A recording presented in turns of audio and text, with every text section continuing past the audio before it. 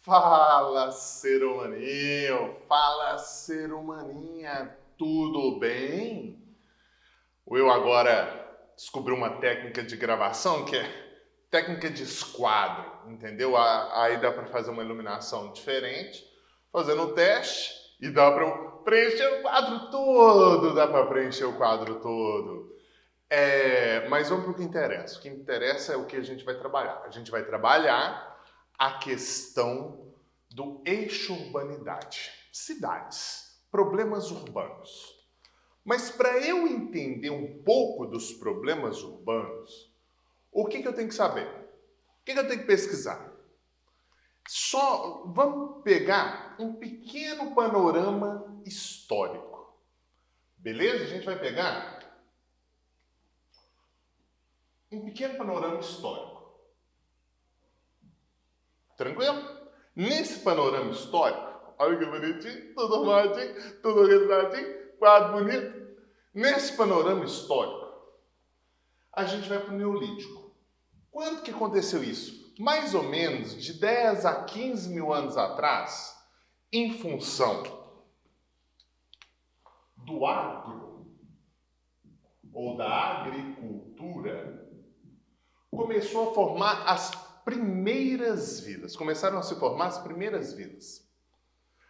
Era dominada pela técnica da agropecuária, né? Domesticação de animais, e também pela técnica da agricultura. Aí começou a formar as pequenas vilas, pequenas famílias, pequenos grupos, pequenas organizações, e essas pequenas organizações eram de fundo rural, coisa que ainda ocorre hoje. Em função de pequeno comércio, agricultura familiar. Entende? Começou há 15 mil anos e perdura até o dia. Show de bola? Perdura até hoje. Aí acontece, né? As coisas vão evoluindo, vai crescendo, vai evoluindo, vai crescendo. Aí você tem um crescimento das cidades.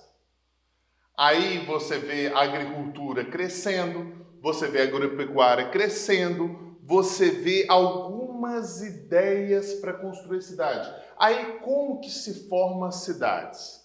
Aí a cidade começa a se formar em cima de religião, cultura e agricultura. O que acontece? Outra coisa. Para que tenha agricultura, a gente tem que ter um meio ambiente adequado. Então, uma das grandes cidades, né, que a gente conhece são as cidades egípcias, banhadas pelo rio Nilo. Se eu não tenho condição de criar agricultura, agronegócio, é impossível, naquele entorno, pelo menos nessa época, eu criar condições de produção de uma cidade. A partir do momento que você tem a construção, aí começa a vir um outro suporte. O suporte do sagrado. Entende? As cidades, elas têm suas almas. As almas são dos antecessores a gente, ou seja, dos ancestrais. Aí a religião começa a organizar a formação das cidades. Então, tipo assim, onde o faraó mora, você tem uma construção maior de casas ali ao redor. Onde é o Templo de Salomão, você tem uma construção maior ao redor. Onde você tem os templos mitológicos, você tem uma construção maior ao redor. Beleza? Tranquilo, ser humano? Aí, óbvio que eu estou falando de um panorama histórico para a gente entender a cidade hoje. A cidade hoje. Aí, foco, cultura. Quando junta pessoas, aqui já tinha uma organização no Neolítico, mas quando começa a juntar pessoas em cidades-estado, você começa a trazer uma coisa muito importante, que são as leges romanas, ou leis dos estados. Tanto na Grécia, né, em Atenas, que é uma das grandes potências, cidade-estado, Alexandria, Macedônia. Então, nas grandes cidades, quanto, né? Talvez na maior cidade da antiguidade, Roma, que chegou a ter 1 milhão de pessoas. A média de pessoas nas cidades, até antes da Revolução Industrial, era, sei lá, 5 mil, 10 mil, no máximo 30 mil. Só que Roma destoou. Aí, o que você tem nessa construção? O que eu quero que você guarde? Por que eu estou falando isso? Eu quero que você guarde um pequeno panorama. Lei. Lei era para cidadãos. Se você era um cidadão da polis, ou seja, da cidade-estado, você tinha direito a voto, escolher representante e outros mais. Só que a cultura aqui era relacionada a trabalho, né, ainda no agro, e começa a surgir de forma um pouco mais veemente, né, de forma um pouco mais organizada, o trabalho na cidade. O que é esse trabalho na cidade? Ainda hoje, Formiga vive desse trabalho na cidade. O comércio. Não só Formiga, né? As cidades ao redor, grandes cidades, o comércio. E as pequenas técnicas de organização social.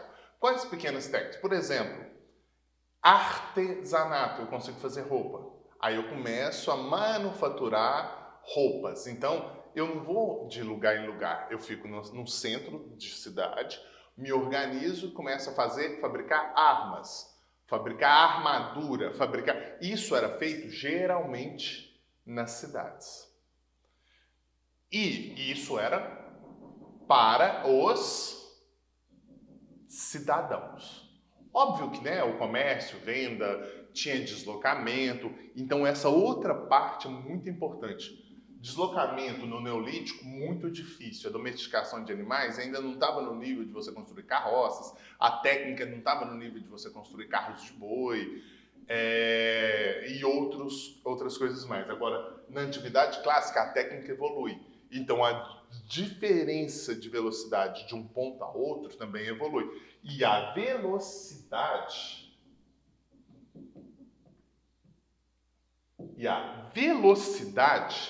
é um ponto fulcral. É um ponto fulcral para a gente analisar essa questão aqui.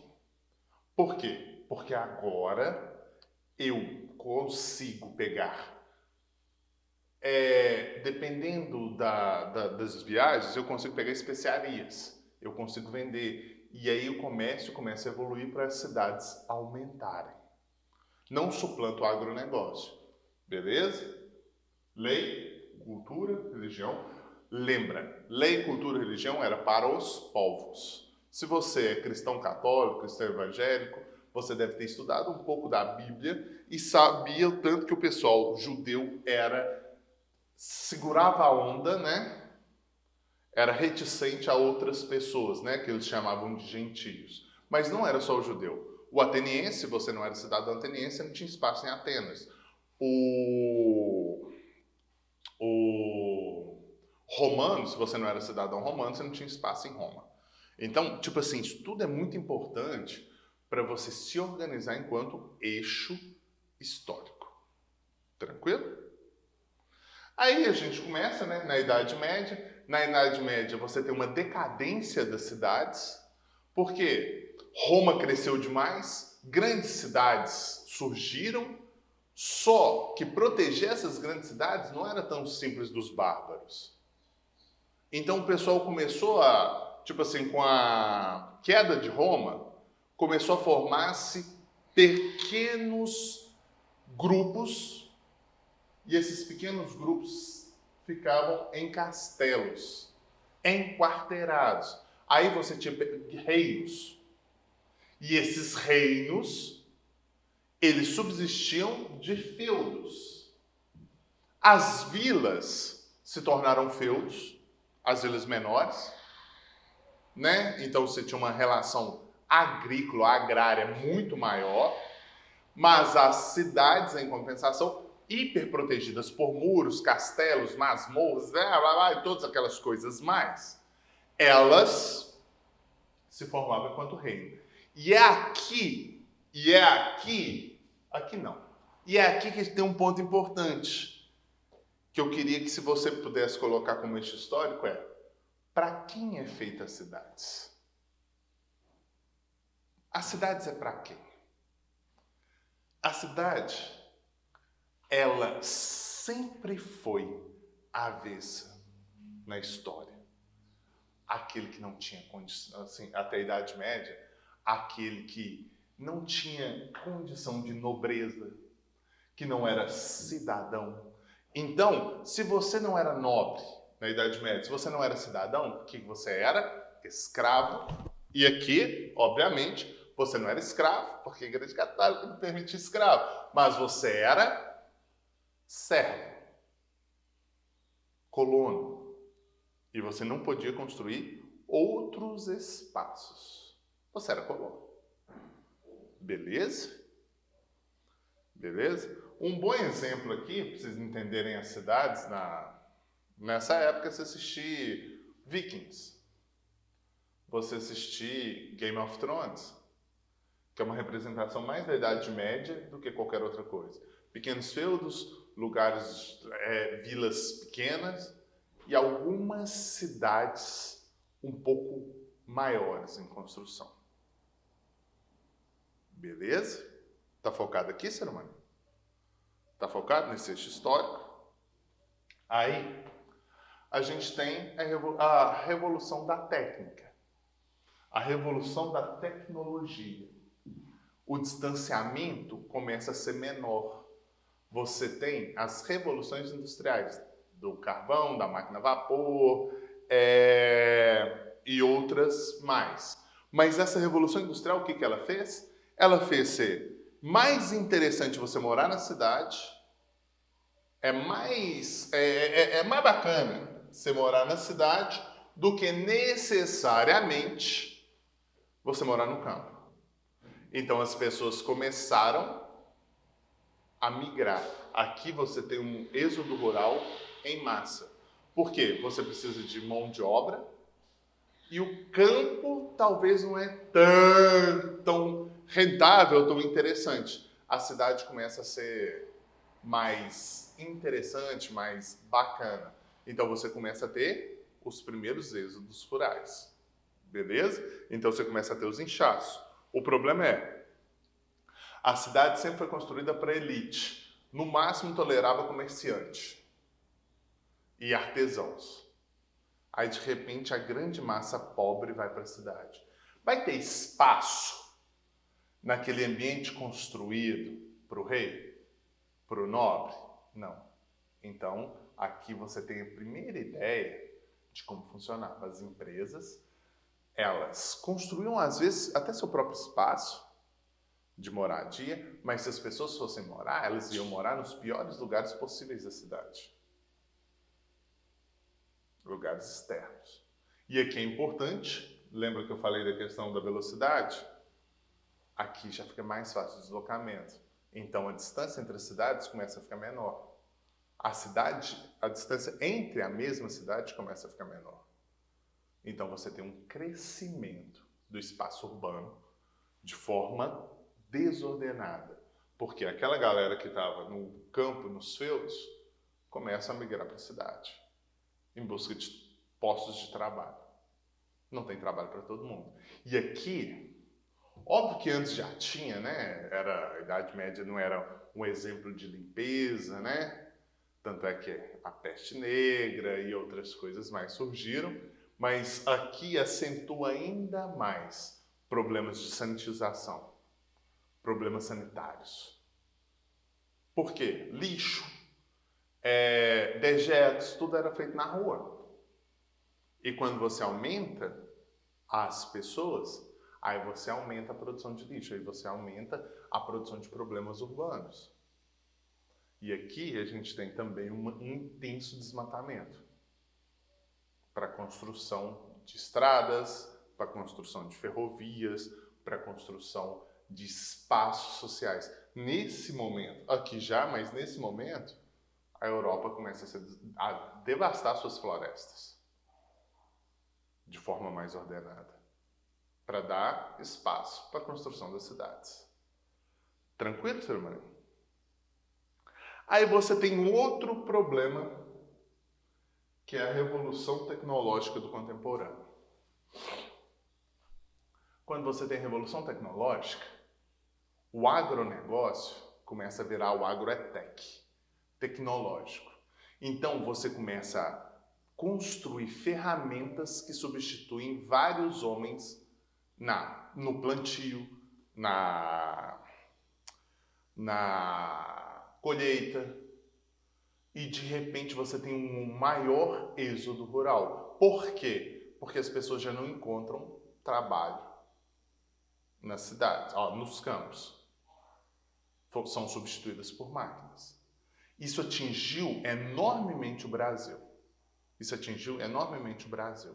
Um pequeno take, presta atenção nessa parte que ela é muito importante. Como que eu posso pensar isso em relação ao Brasil? Óbvio que o Brasil não viveu essa parte. Viveu do modernismo, né? Tipo assim, renascentismo para cima. Mas o Brasil nunca deixou de ser agro. O Brasil nunca industrializou de forma adequada. A gente tem uma via de comércio, mas o que pegou no Brasil? Quando veio essa revolução tecnológica de substituição do homem do campo, coincidiu com vários fatores, dentre eles a abolição da escravatura. Quando você tem a abolição da escravatura, não foi feito um plano social. Não foi organizado um plano para as pessoas. O negro, agora, se for remunerado, não vale a pena nas fazendas. E ele não valendo a pena nas fazendas, ele era simplesmente enxotado. Muitos sem até a própria roupa. Ele era simplesmente enxotado das fazendas. Eles viam ou iam procurar espaço de trabalho nas cidades. Muitas vezes não encontrando e não tendo espaço para morar no espaço construído para a elite, que é sempre perto de templos, né? Uma igreja, sempre na cidade tem uma matriz e casas maiores ao redor. E se você pegar a história dessas casas maiores nas cidades de Minas, do Brasil também funciona. Essas casas sempre foram de pessoas da elite da cidade.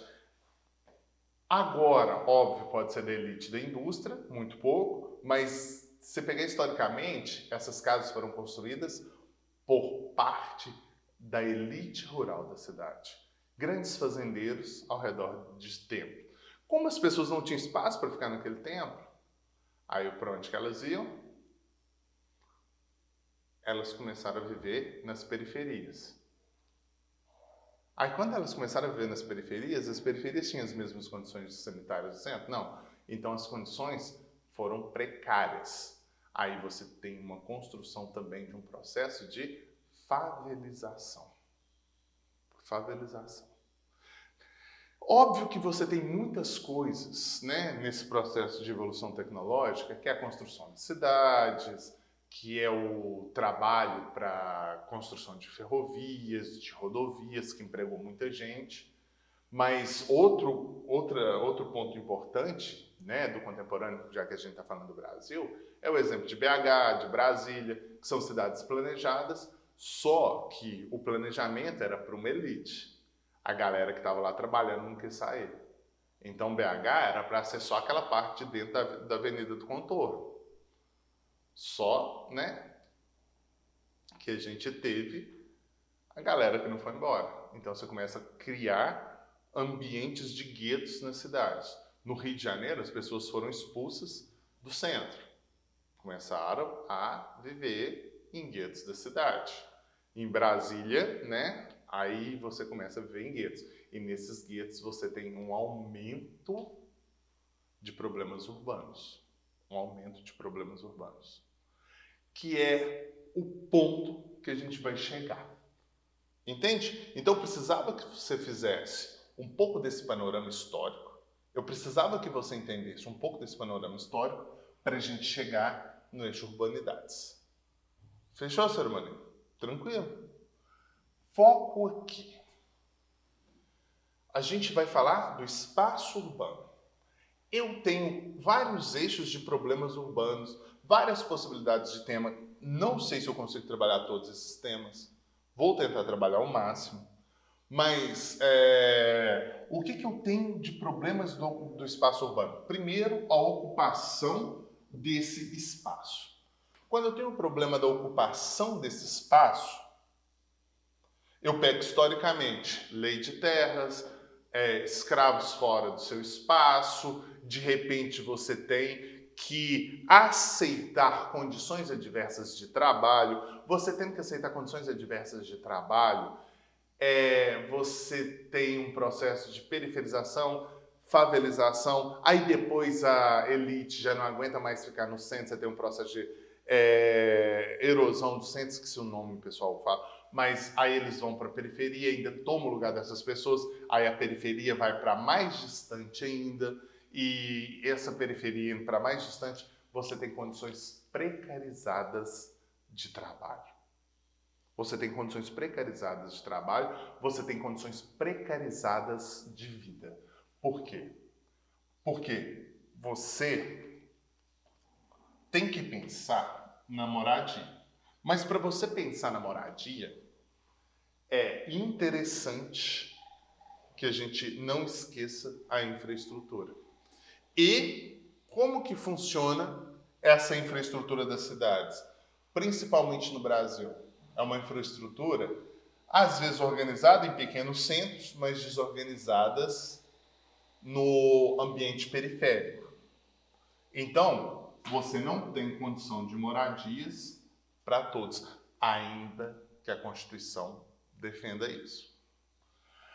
Você tem um processo de condominização, que é o tema que a gente vai discutir. Você tem um processo de condominização das cidades. De repente, a gente tem muros reais e imaginários, seja na cultura, seja na moradia, seja no espaço. De repente, a gente vive fechado, vive entre muros. E as pessoas que não têm condições de ultrapassar esse muro são excluídas. E é por isso que a gente tem um problema da periferização, da favelização, e aqui eu coloquei 2 vezes moradia, a gente apaga. E nisso, você tem 2 ambientes. Se você mora em Alphaville, São Paulo, um dos maiores condomínios do mundo, você acha mesmo que você vai ter problema de violência em Alphaville? Você acha mesmo que você vai ter problema de criminalidade em Alphaville? Agora, se você mora na Alfavela, você vai ter problema de violência. Você acha mesmo que em Alphaville tem problema de lixo? Não, mas na favela tem. Você acha mesmo que em Alphaville tem problema de saúde? Outros problemas que eu vou falar depois? Você acha mesmo? Não.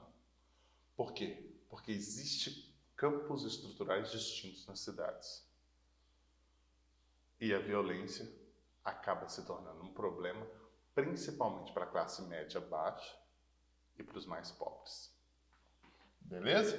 E pode ser que caia alguma coisa relacionada ao clima, né? Porque a gente tem um processo muito importante na cidade, o que acontece, que é destruição do espaço natural. Então você tem ilhas de calor, tem efeito estufa, chuva ácida e algumas coisas assim em grandes centros poluidores.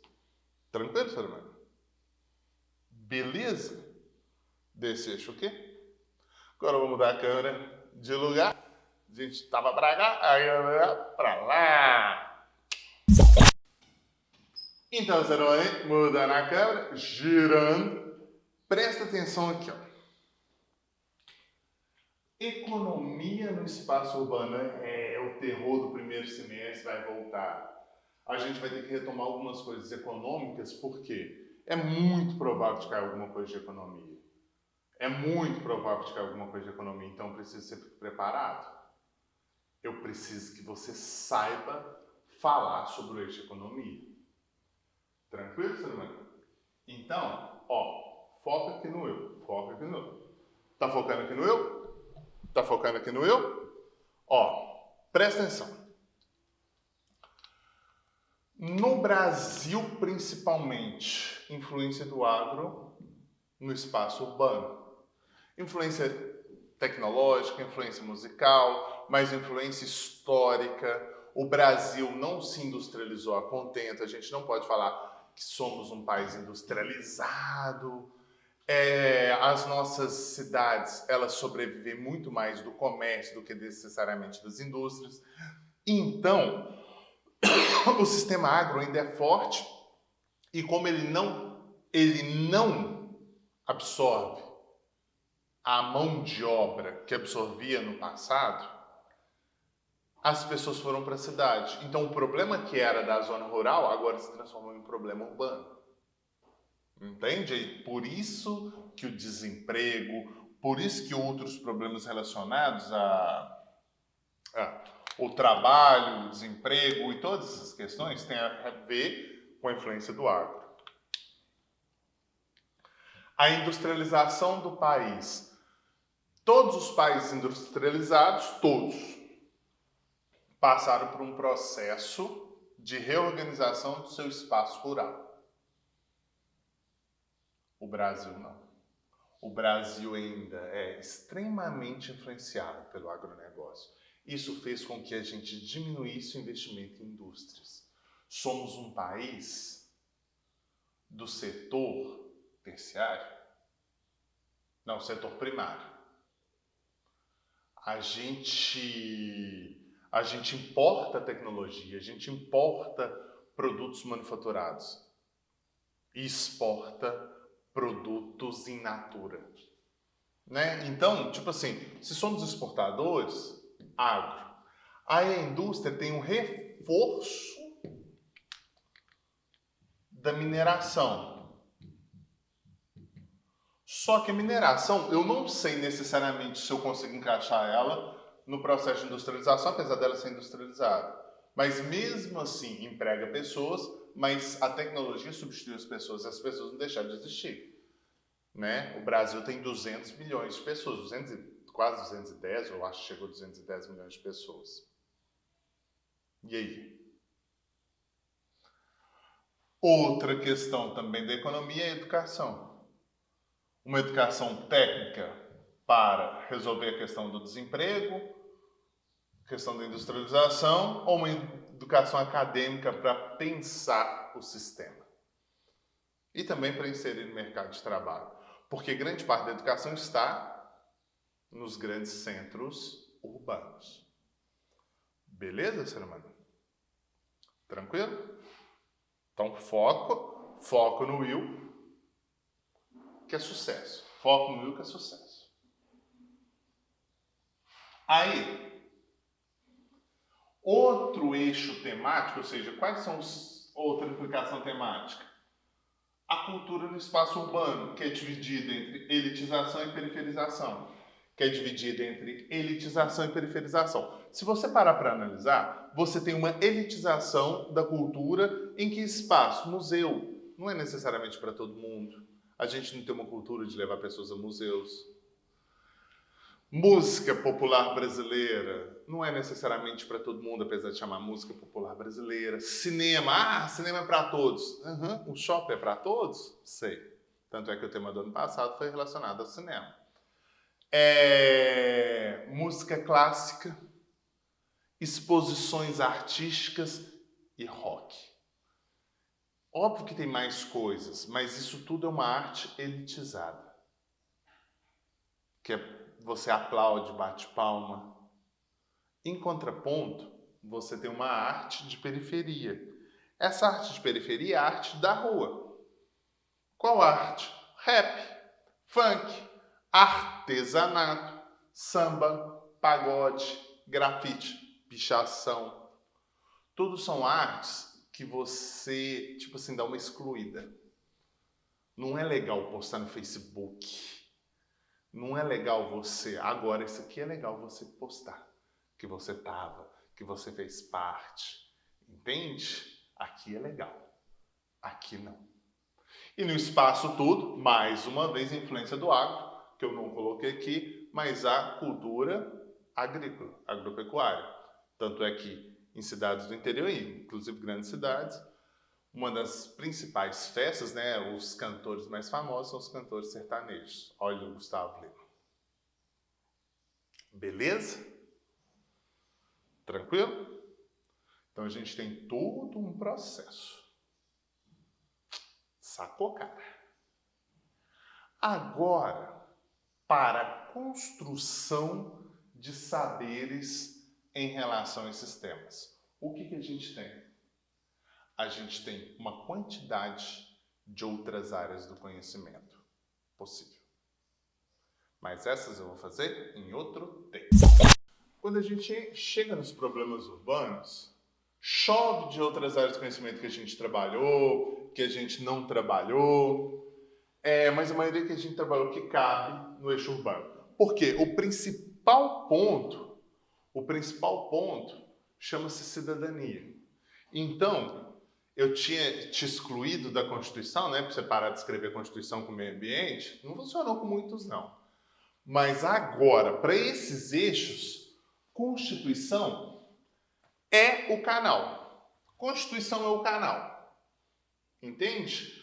Por quê? Porque com a Constituição a gente pode organizar junto com Aldim, né? Porque aqui você tem a questão da cidadania.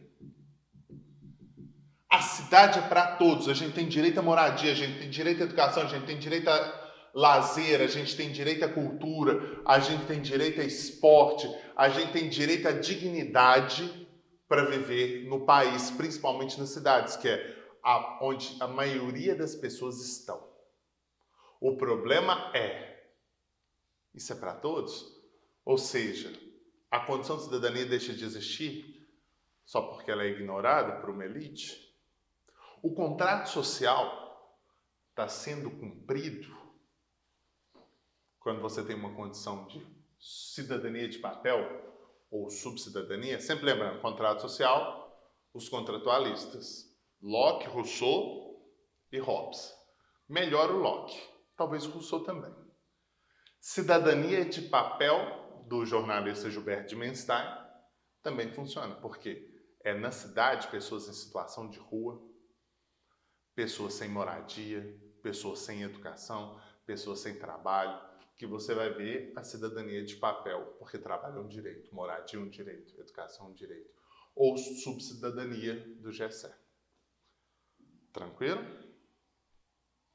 E condominização social, que é do Christian Dunker, que é os muros que são construídos. Eles são construídos de formas reais e ideológicas. Beleza? Fora isso, todos aqueles que a gente já tinha estudado voltam a caber. Baudrillard funciona perfeitamente. Baudrillard funciona perfeitamente. Com simulacro e simulação, a gente finge que não vê. Entendeu? A gente constrói muros, Lipovetsky com hipermodernidade, individualismo, sociedade do efêmero. A gente não se liga a causas importantes. A gente se liga à imagem. Tudo é efêmero. Por isso que a gente vai ter problemas de locomoção nas cidades. Beleza? Bauman, né, com a questão da modernidade líquida e cegueira moral. Foucault, com a docilização dos corpos, exclusão das pessoas, né, a construção de panópticos de vigilância nas cidades. Bourdieu, com a questão do hábitos, da violência simbólica e do capital. Hannah Arendt, com a banalização do mal. Byung-Chul Han, com a sociedade da transparência e sociedade do cansaço, além da sociedade do desempenho, que é tudo que a cidade cobra da gente. Beleza? Então, no eixo urbano, a gente tem muita condição de produção de texto. Tranquilo, Fernando? Beleza? Valeu, é nóis!